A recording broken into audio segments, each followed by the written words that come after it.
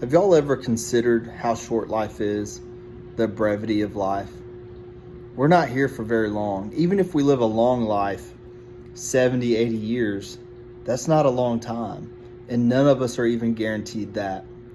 Psalm chapter 90, verse 7 through 12 talks about this. It says, "For we brought to an end by your anger. By your wrath we are dismayed. You have set our iniquity before you, our secret sins in the light of your presence.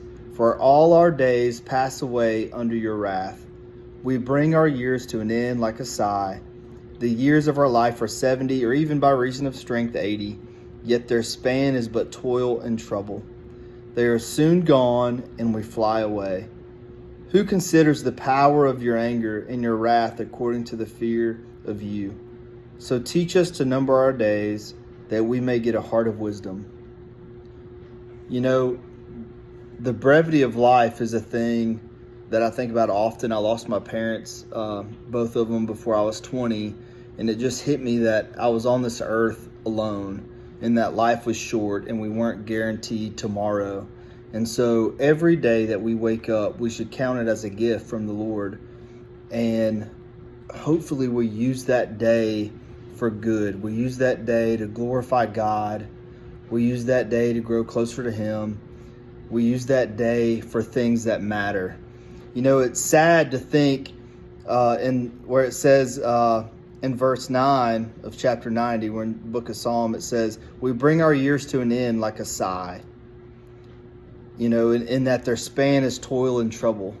You know, if you're going to go through toil and you're going to go through trouble, make it worthwhile. Make it for something that has eternal value.